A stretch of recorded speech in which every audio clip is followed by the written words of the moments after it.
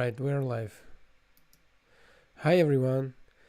This is my stream number 11 and let's try to continue where we left it last time. Create something with AI, create sci-fi stories with AI. So last time I created this. It's my story, and I was trying to visualize. The story starts with a procession of emperor to opera, and yeah, no, not this. These are the variation that I like. This is the variation that I like the most from Mid Journey, at least. And I'm not sure actually about. I'm not sure about the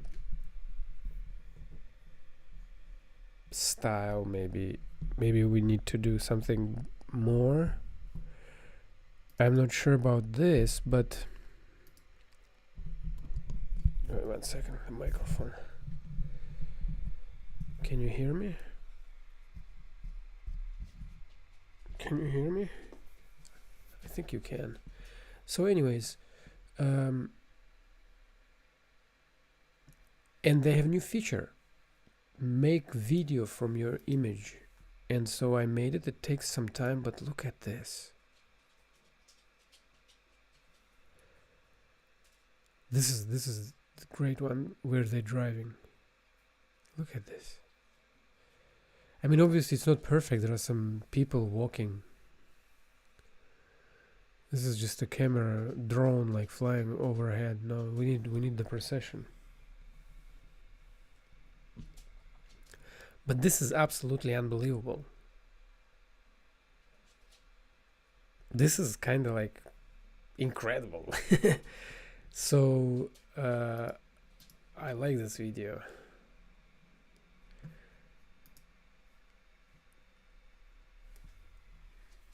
One thing that I learned with Mid Journey and with all this image generators and video generators, like with everything with AI, you get the result. The quality of the result depends not on the model, but depends on the. I mean, obviously it depends on the model, but it depends on the context. If you ask question and your question is really way too broad, then it will be the answer will also be like unspecific, vague, and like maybe not what you kind of expected.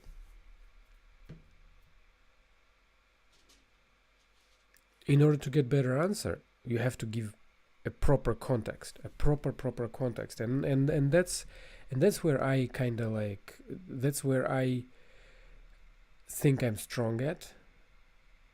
I realized it by like just using AI, but I think I treat it first of all as equal. I treat AI as equal. I don't have this like pre-programmed prejudice that it's a stupid AI, it's a computer, I will not let computer tell me what to do and blah blah blah. No, I use it as a tool. If this tool is better than me, fine, great. I don't want to think about certain things. I want it to be simplified. I wanted to think about things that I want to think. If there is anything mundane that can be outsourced, I will outsource it.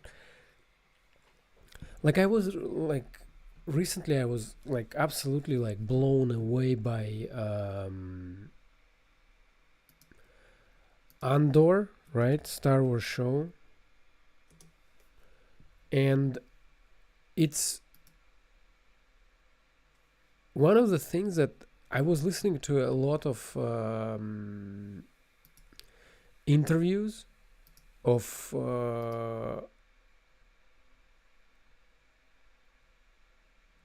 creator, and I realized that, oh wow, that's a small image. Let's go to Google. I realized that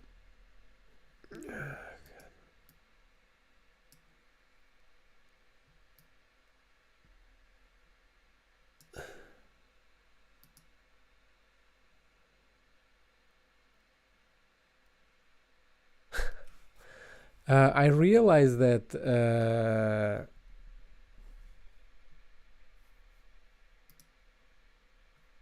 creation is this Tim Gilroy, the creator of ANDOR, he was saying how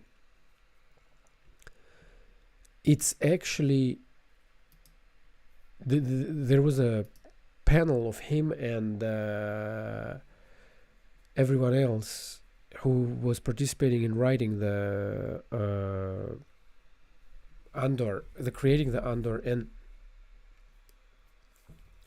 one of the things that strike me is there was 3 other writers, and so Tim Gilroy had a structure and had everything like in place, how he wants it to be, and he had those like other world-class writers in his team that were filling the gaps and maybe like changing the structure as well, but like mostly they were filling the gaps. And when they had the debates, for example, and couldn't decide, which was rare from what they said, the team lead, the showrunner, he was a decision maker, final word, and he would break any like deadlocks. And I realized, I mean, for example, I'm writing my story right now, and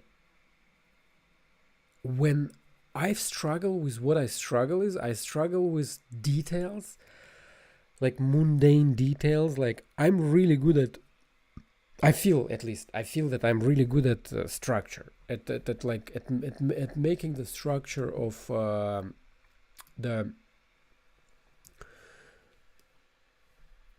story. I mean, what I mean by structure is I think I'm good at making story that has beginning, middle, and an end, and it's unexpected. There are twists and turns, and but where I struggle with, and where the real struggle is in the details first, right? And it's like in the scene by scene by scene by scene, like going to the weeds of it. And I think that's where actually AI can help. And AI can be this Hank, it's my dog is chasing the fly, and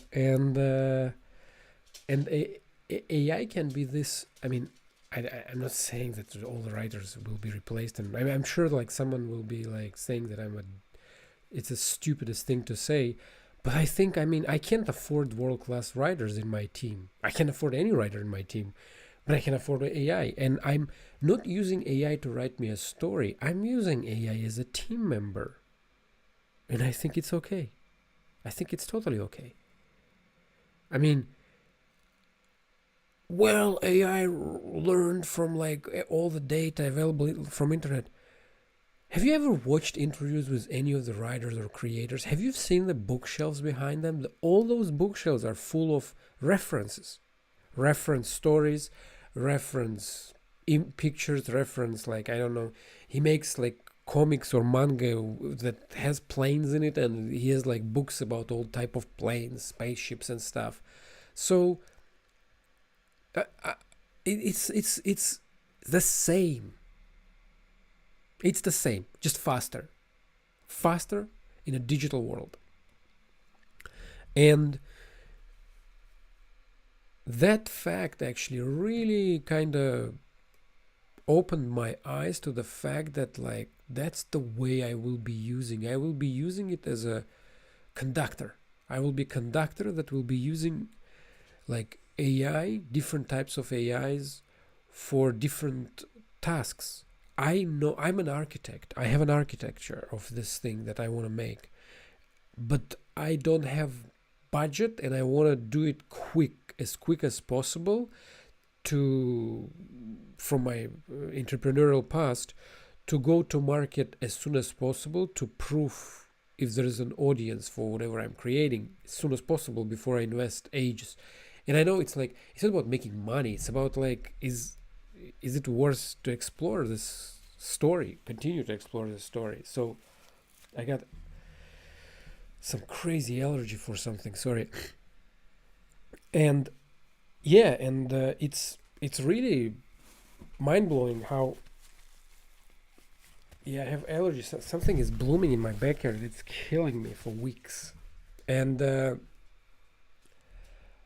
I think that I here's what happened. Here's what I'm trying to say. I think I accepted it that it's okay to use AI in my creation, and I'm actually I think everyone will accept it. I think they already using it. They just not talk about it. Even though Tim Gilroy, I was looking for scripts of ANDOR, and apparently he didn't release them. He made them, but he didn't release them because he didn't want AI to use them to train. And I'm like, but that's, you see, that's, we're different generations, different thinking process. I mean, yeah, they think that, okay. I mean, I respect that, but I'm gonna use AI. I'm gonna 100% use AI, and I'm gonna use AI because it will let me create better stories, and in the end, the winner is the audience, and whatever helps. I mean, in legal frame, and like in kind of common sense frame, whatever helps to make the story better, you are stupid not to use it. And so I'm gonna use it, and the way I'm gonna use it, I realized, because I'm good at, like, I have structure of my story. I have like already, I even have the end of the story in my head. I have the beginning and the end of the story, and some events, some main events. But where I struggle, and this was my problem all my life, is like with like texture. Like, I can add skeleton. I architect the skeleton. I can even add muscles on top, but like the skin, the texture, like this details, it's just, with ADHD that I have, it's like so difficult. And so, for example, like I can sit and like concept art some like spaceship, but like I would be doing like really not great job. Oh, 1 second. That not the best job for sure, but I can use AI and just bounce ideas around with AI, my ideas, and it will be in then my choice. It won't be done by AI. When like it's, there is misconception, like when people like post some images and videos, people think that it's just they clicked and it happened. No, unless sometimes you get lucky, sometimes you get a result that you want very quickly. But with images and with the videos, it's extremely hard to get what you want, because it's extremely hard to explain, to convert text to visual. It's just hard. Even if you hire a human designer, designers sometimes, like, they, like, ask any designer, they would be like, how clients tell them, can you make it cool? What cool means to you? Everybody has a different definition of cool, and also inside that definition there are also layers. Like, I mean, it's, so you see where I mean, it's taste, and it's like, it's kind of very simplified that people think, well, AI slop. Yes, AI slop if it's like, if you didn't put work and you just made some slop and just posted it and say, hey, look, everyone, designers will be like soon replaced, and they better find some new jobs or use AI. This type of nonsense is like, isn't helpful. And I think what should happen here is we should just embrace the Terminator. And I mean, I'm joking, but kind of joking. I mean, I'm gonna embrace AI. Fuck it, I'm doing it. And the first thing that I will do, I will be. I kind of like. I need to totally focus on this storytelling because I'm like, I always get like sidetracked because I need to. 1 second. My dog is going crazy with that fly.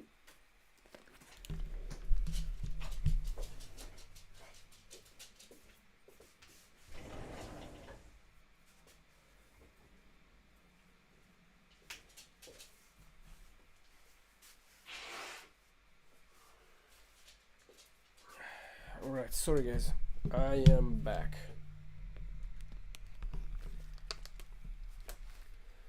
So yeah, and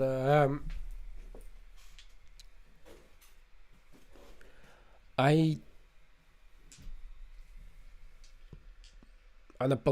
like not, why would I apologize? I'm gonna use AI. Fuck it. And I'm gonna focus not on like AI. I'm gonna focus on creating the best possible stories, and I'm gonna like not be sidetracked again. I will try to be very. I'm just gonna go all in. The challenge is like when you work for yourself, and especially it's like content creation. I mean, I don't know how people do it. You gotta be like, you gotta treat it like work. And when I do it for myself, I for some reason can't. And I need to learn how to do it. And I am gonna learn how to do it by just doing it. And for example, I'm kind of like struggling and fighting the Twitter addiction. It's so stupid. Like I waste so much time on Twitter. My God, I don't even post anything. Because it's like I don't know. It's weird. I just it's like a slot machine. It really is like a slot machine of dopamine hits. Like I follow sport. Like I follow I just everything, news and stuff, and it drains me. It's so hard to learn to focus on work, especially when you do it for yourself. Anyways, yeah, and with AI, like for example, right? That's the opening scene, and I wrote. It's my idea. It's not AI idea. Like the it's just out of context. It's from my story that I'm creating right now. It's like the emperor procession of emperor through crowd, sci-fi theme, futuristic, but like like not glossy, like perfect type of futuristic, but more like 70s 80s sci-fi type of style, futuristic, something that like looks like a Roman Empire from the future, basically something like this. That was my idea. And you see, that's not AI, that's me, that's my choice. So then I pick one of those images, and look, this is crazy. That's actually really close to my vision. I know it's not perfect, but I can like step by step create my own movie, and it will be janky and like a little bit weird, but it will be a movie, moving images, and it would have been impossible years ago. Like just, you think James Cameron or George Lucas wouldn't use this tool? If you think they wouldn't, you are kidding yourself. Just listen to any interview or read biography of George Lucas or like James Cameron. James Cameron literally was a truck driver, and he was like scanning and copying the entire library, everything about like movie making from USC. George Lucas like would do anything to get film to make a movie, because it was really hard to get film and equipment, and it just to get the access, it was not easy, and you get like film for like few minutes, and like it was really hard. And like props, actors, here you can experiment. You are limited only by compute power and by your imagination. That is insane. You think they wouldn't use it? They would 100% use it. So I'm not saying I'm George Lucas or James Cameron, but I'm gonna use it. I assume that they will, and I'm like, okay, I look up for them. I'm gonna use it if they use it. I'm not only not okay, not this way. I'm just. It's just been so kind of toxic about the AI use, like in videos and images and all this stuff, that like I feel that I need to apologize for it so much, but like I kind of do feel that, and it's annoying, but that's why I'm doing it anyways. So yeah, and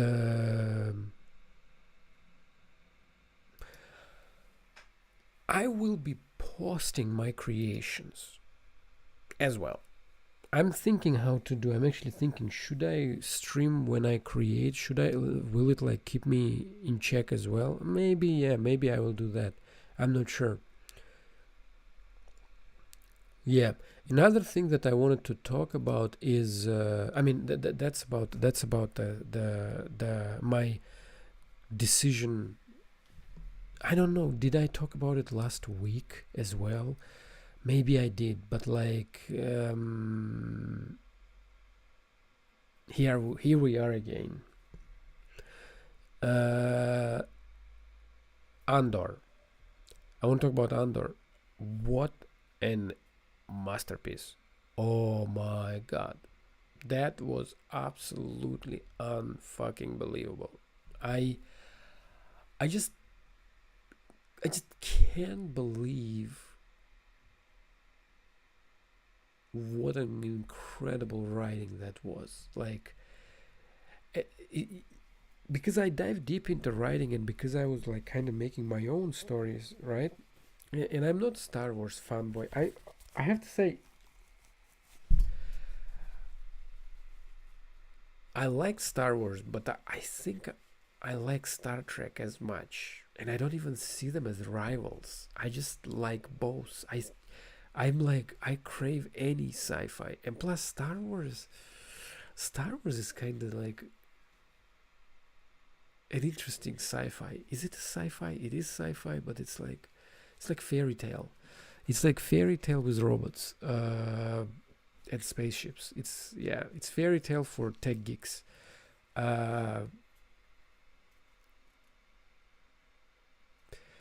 Anyways, and Andor is not a fairy tale. Andor is opposite of fairy tale. Andor, I mean, that thing that Namek freedom speech. One second, where is it? Let me find it.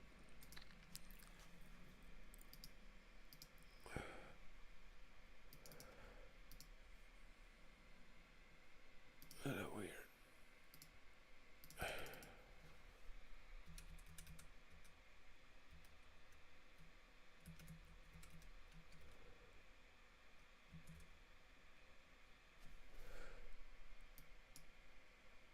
Yeah.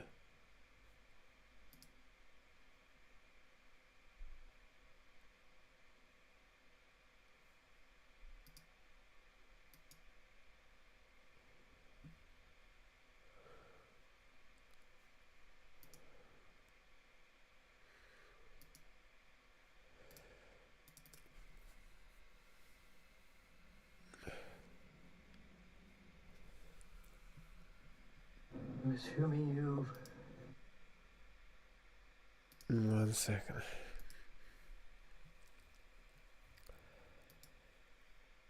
This is annoying.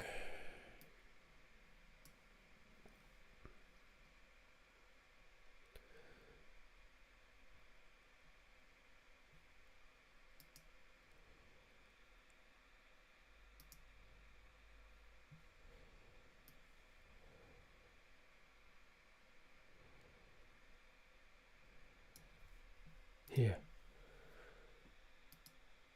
Yeah, that Namek speech.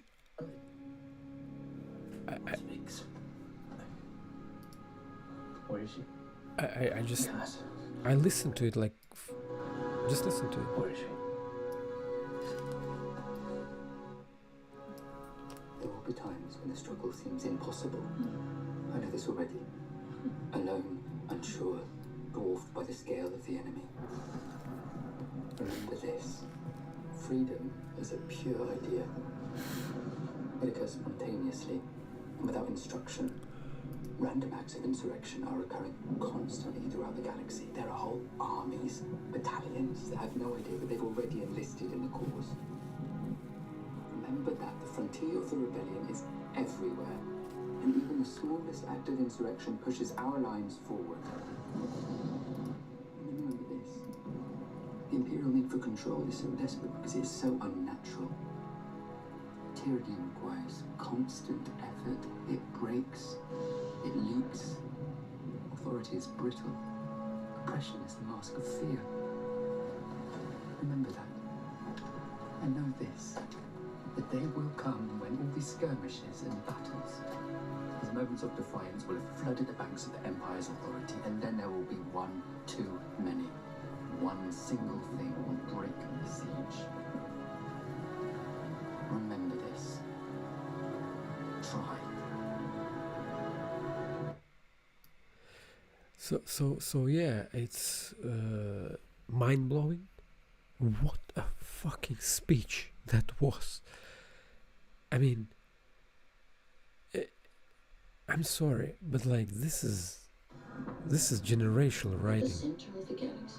This is 1 second. This is a generational writing. I mean, the YouTube now is full of like all videos about ANDOR. But my point is like what I was trying to say is like, wow.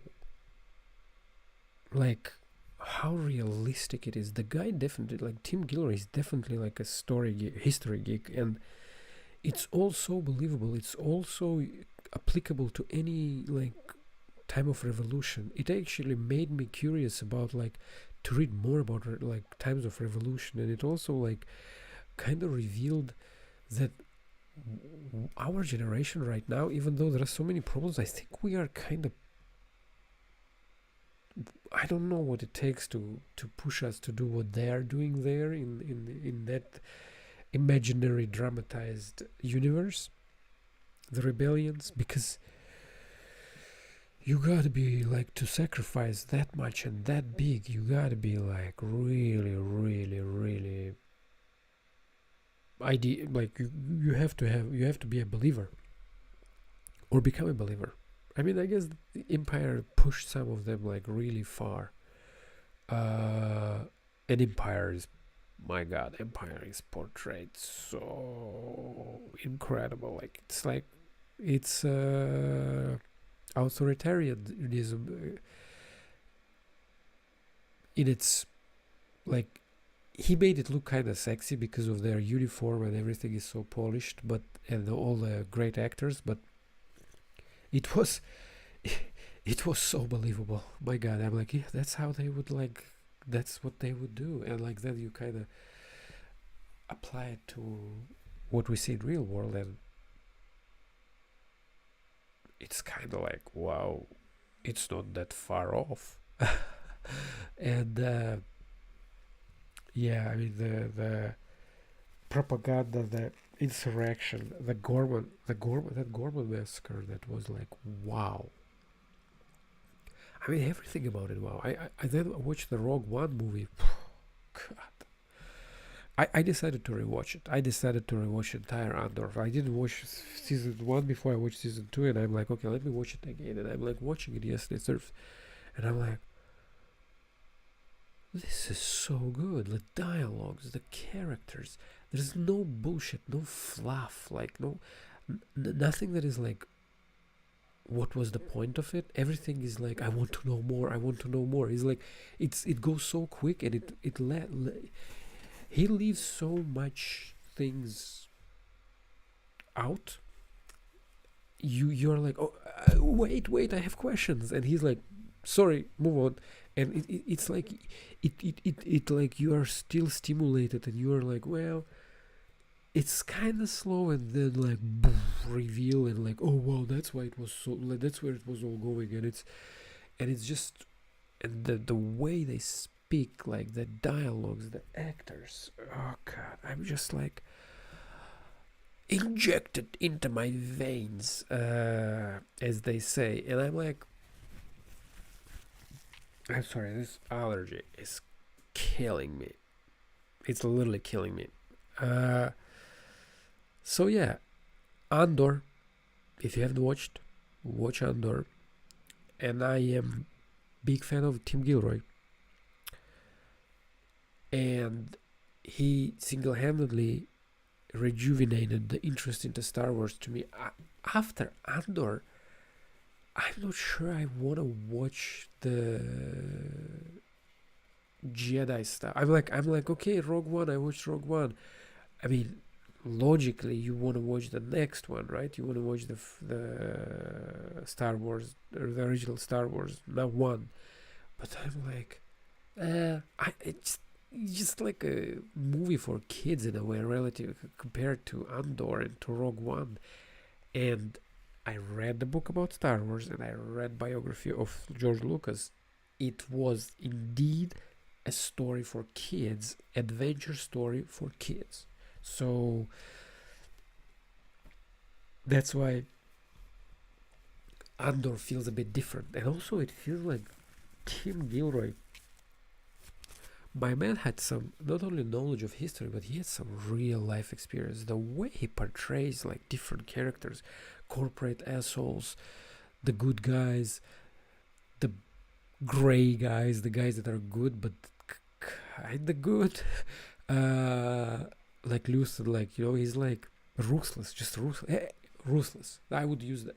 If you ask me, characterize Andor with one word, ruthless. There's no bullshit. No, it's like everyone is kind of cynical in a good way. It's like, I'm not gonna survive, because we know that most of them are not gonna survive anyways, for real.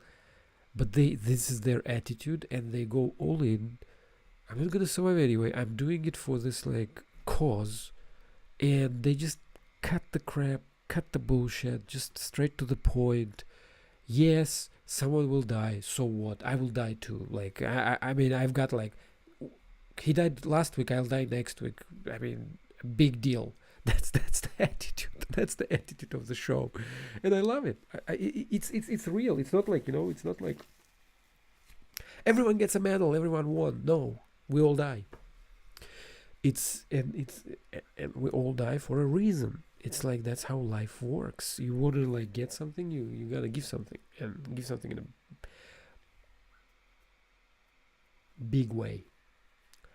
So yeah, I mean, Andor for me,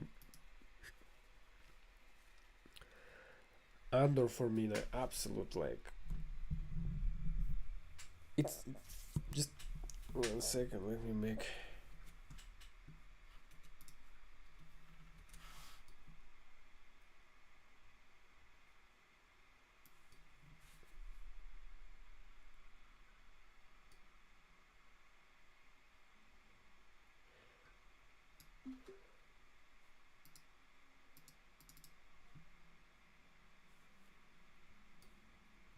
Yeah, I like it. Anyways, yeah. So, I would say it rivals like Game of Thrones. I mean, Game of Thrones is shit. Like, by the end, like season 8, it's just trash. And this stuff is like, it's Star Wars, but it's without. Let me put it this way: if you never watch Star Wars, if you watch this, you would be like, wow, this world is insane. I want to know more. And then, like, that's where the problem starts. You watch, okay, they have so many episodes, and you watch like the first one was like Luke Skywalker, and it's kind of childish a little bit. It's great, don't get me wrong, it's the best, but it's a different cup of tea. It's not cup of tea. It's like juice, sugary juice, compared to, and Andor is a coffee. If we compare by like beverage, so yeah, I mean,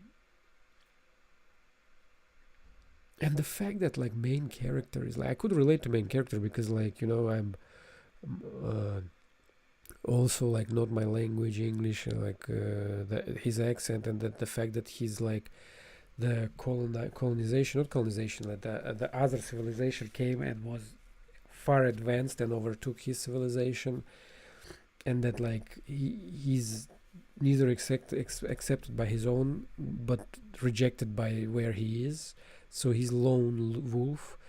And yeah, it's just so relatable to me personally. And yeah, it's every character here. It's just, if you haven't watched it, again, watch it. It's, I'm gonna study it. I'm sure I will be talking about the Andor more, 100%, because I am obsessed. I haven't been that obsessed for a long time. Right now I'm listening to, I finished the robot series. I finished the Asimov's robot series, like Caves of Steel, like Naked Sun, and Empire, Robots and Empire, and all this stuff. I started to listen to Culture series again to continue. I listened to first 3 books, but then I'm like, I want to go back and listen again the Caves of Steel, and then I was listening to it, and like you hear new stuff like that you missed, and same with Andor. So I mean, I'm going to what I like, basically. I'm going to listen and do what I like. I'm sorry. I wanted to do stream, but I also had allergy. I'm really sorry. Anyways, I want to end on this note. It was amazing that I did it, and see you next week. And I will probably move to make more frequently the streams. Yeah. The school is over. Yeah, we'll see. But I'll start making videos, and I'm definitely committing to storytelling. Andor like just reignited everything for me again. Yeah. Okay, guys. Peace. Have a great weekend, and see you next week, I guess. Bye.